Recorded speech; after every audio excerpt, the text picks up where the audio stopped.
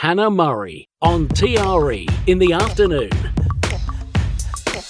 My next guest is actress and singer Linda Purl, and I found one of her songs to play, and I thought it's appropriate for this time of year. 'Tis autumn.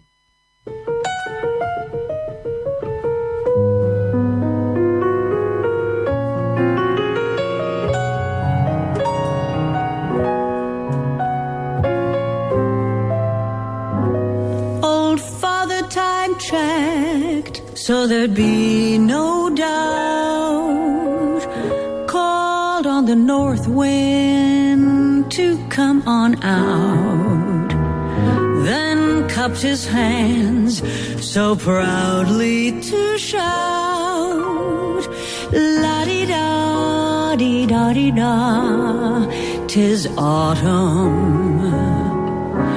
The trees say they're tired, they borne too much fruit.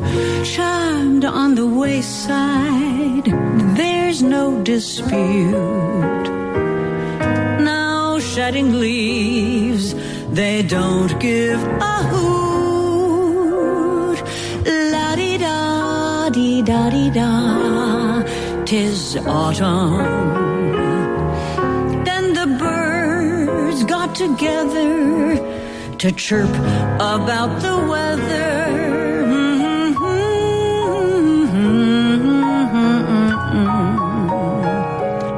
After making their decision in birdie-like precision, turned about and made a beeline to the south.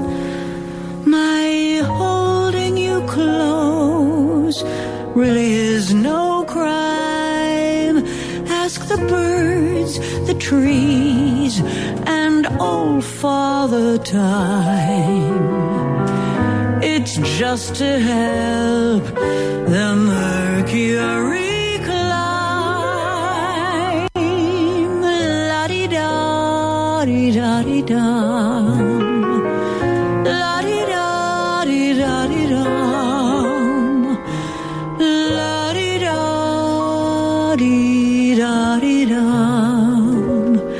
Tis autumn.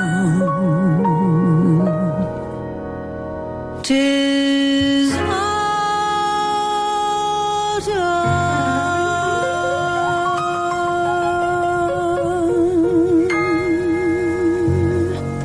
Fabulous. Linda Purl and 'Tis Autumn.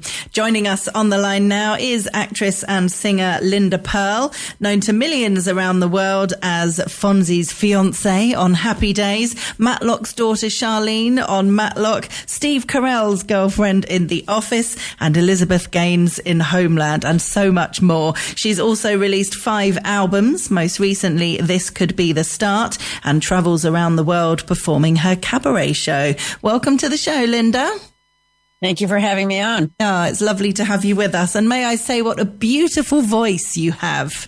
Oh, thank you. Thank you. Well, you just sort of keep going at it. You do your scales, and I'm very, very lucky to work with incredible musicians, and that's, very inspiring, and you want to try to bring your A game to the extent that you can. Yeah, lovely. So what came first for you? Was it singing and music or acting and drama? It was acting, although music was a part of it from the beginning. I started at a young age doing musicals, but acting was the thing. And it continues because the songs that we choose to do are really all Great American Songbook, which those songs are like one-act plays. There's stories, there are narratives, there are journeys behind it. So it doesn't feel separate. The singing doesn't feel separate from the acting. It feels of a piece. Yeah. And a lot of your music has a real jazz feel about it, which is lovely. I worked with a wonderful music director for, a long time. And he got me started in cabaret, Ron Abel, just superb. And he works with a lot of people. And by his own admission, his taste was more show tune a Broadway sound, and I always leaned towards jazz. And at some point, about 16 years ago, I was in New York and someone had offered me to come do a concert, but they said, you're going to have to use our music director. And I was greedy for the job, so I took it, but I was very disappointed I wasn't going to be able to use my music director, Ron Abel. But I went in to work, and here's this young boy behind the keys, and he's monosyllabic, very shy, and I just knew it was not going to go well. But hey, it was a gig, and I was grateful to be there. And then this man put his hands on the piano, and my life changed. So that's Ted Firth. We've been together ever since. Ron Abel very kindly said, go. He's jazz. Have a wonderful time. And so that was it. And Ted he's remarkable. He works with so many people. I'm very lucky to be on his roster. And he's brilliantly talented. He's a hard worker, but he's smart and he plays smart. And for me, his noodling and his improv plays the subtext of the lyric. It's not without meaning. Every note has an emotional intent behind it. And now with 16 years and however many albums we've done behind us, we have a patina between us, a kind of understanding. I asked him at some point, how do you decide what to do, when to play, when not to play? And he said, well, it's all about the breath. On stage, he's seated just behind me and off to my right, stage right. So somehow in his periphery, while he's reading the music and playing the shit out of the piano, he managed to sort of feel, the singer's breath. And in that breath, ergo, you cannot be singing. He has the choice to make, to play, to not play, to echo the sentiment that's just been voiced, or to presage where the song is about to go. And sometimes he does all three in those, or he'll do all three of those in the solo. But it's profoundly integrated to the lyric. And so, you work with someone with that sensibility, and it spoils you for life.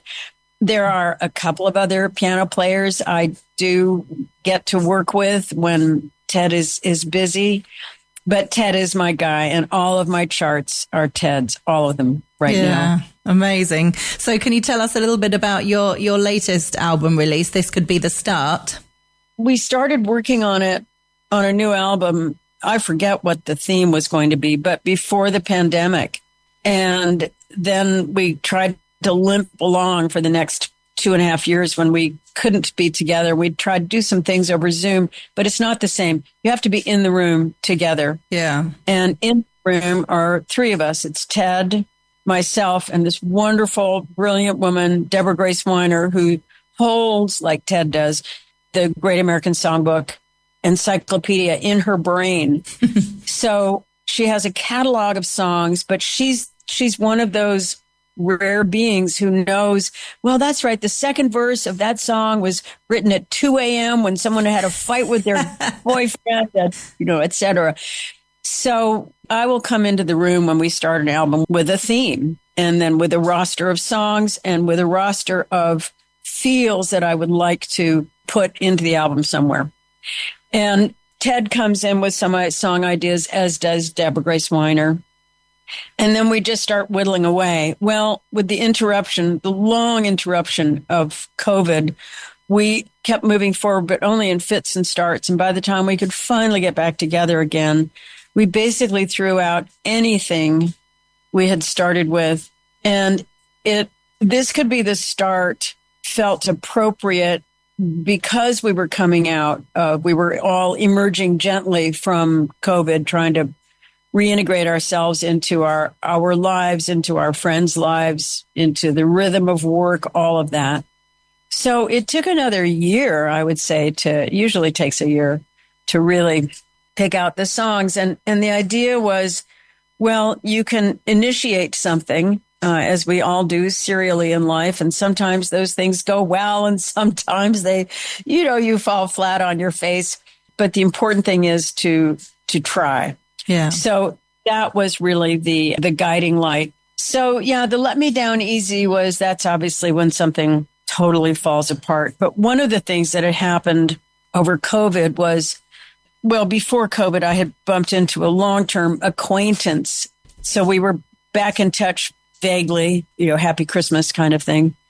And then the pandemic started. So we would text or, how are you doing? Are you washing your vegetables?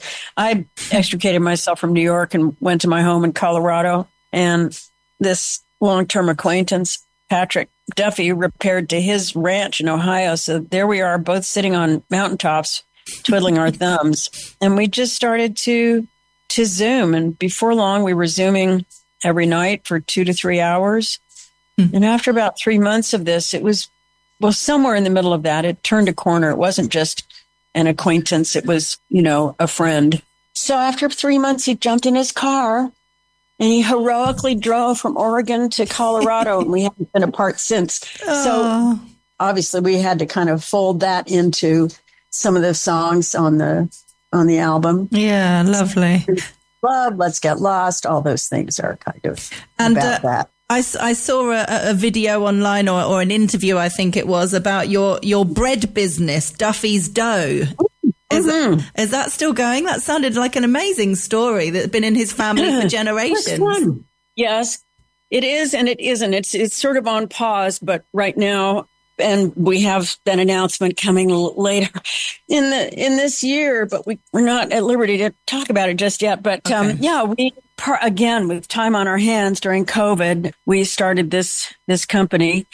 And yes, it's a sourdough starter. It had been in Patrick's family for over 70 years.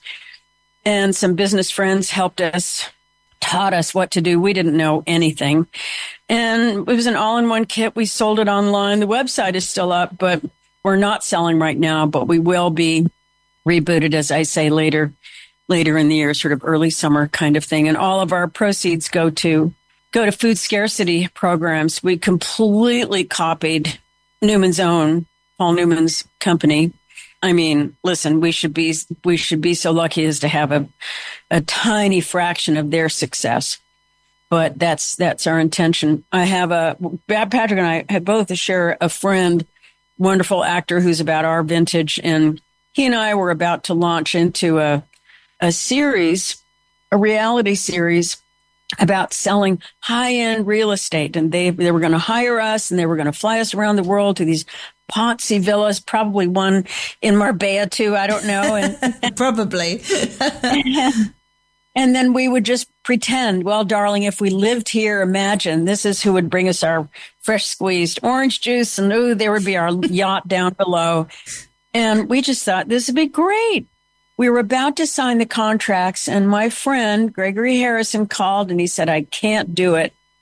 And I thought, you son of a bitch, you probably got some other news series you're going to go off. And he said, no. He said, I'm at the legacy stage of my life. And everything I do has to align with my core values. So I can't do something that says to people, you cannot be happy without a 20,000 square foot house, without a helicopter and a yacht in your backyard. So he said, I'm out. And I mean, as actors, that everyone is replaceable. But I thought, they could have replaced Gregory with somebody with Patrick, for instance. But I thought, well, now that he put it that way, I'll feel like such a fool if I, go ahead with it. But that was, if you're lucky to have treasured friends for your adult life, and Gregory is certainly one of them, you get those life lessons from them. Yeah. And I thought, okay, that has to be a kind of true north for me. So when Patrick and I were talking through setting up this company, it had to be about something and for something.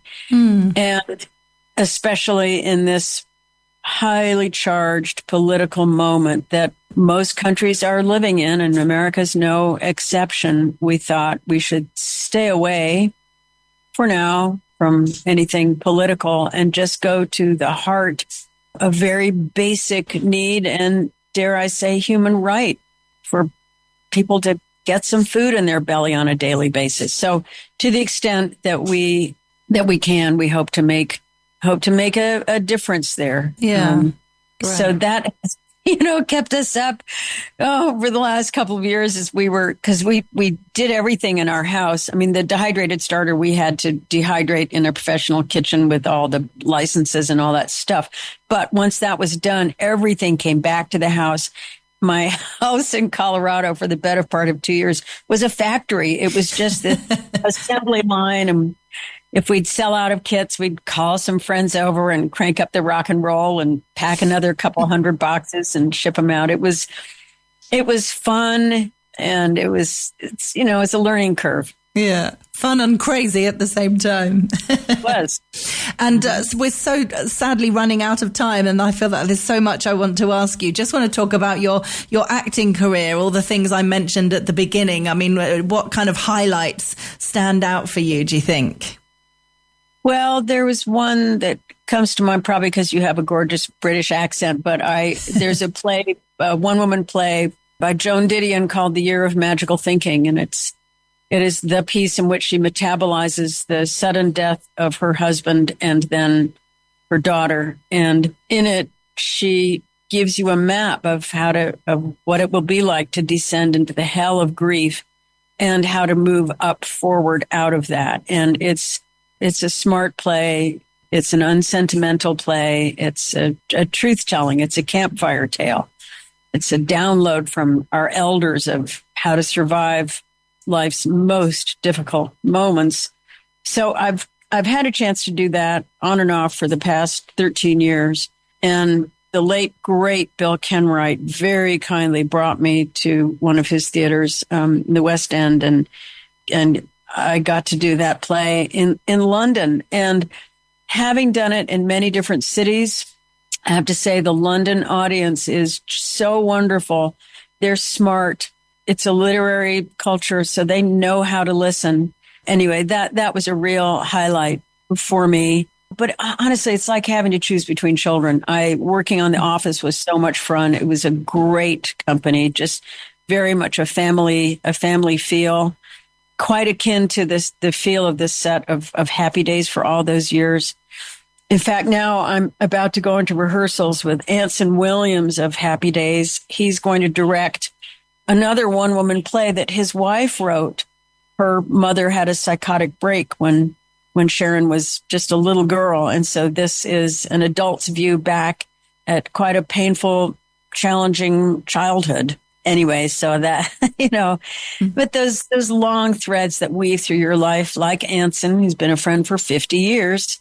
And here we are working together again. So, and do you enjoy, because the two highlights that you mentioned were sound like really, serious plays or serious material with quite hard hitting subjects. Do you think you enjoy that style of acting more than light-hearted comedy? Again, it's like having to choose between children. I mean, if it's good, it's good. And that's the thing. When the writing is good, it's such a pleasure because you learn so much about language and the power of words.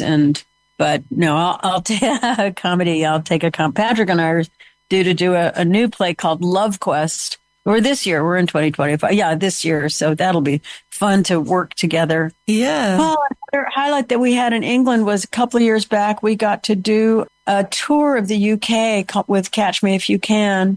And oh my goodness, we were out in the hinterlands for about 7 months, crisscrossing the country several times. And one theater was more beautiful than the next. I mean, we'd stand in these hallowed halls, most of them 19th century jewel boxes. And it was just, honestly, it was the privilege of a lifetime to do that, to do it together. We were with a wonderful company of English actors. So it was a big, fat life bonbon for us. Yeah, how lovely. Well, it's been a real pleasure to have you with us on Talk Radio Europe. Linda Purl, thank you so much for joining us. So we'll look out for you and Patrick and your next project. And obviously, if listeners want to get your latest album, it's called This Could Be the Start, and it's available from all the usual platforms. Linda, thank you for being with us today. Thanks for having me on. Enjoy your day. You too.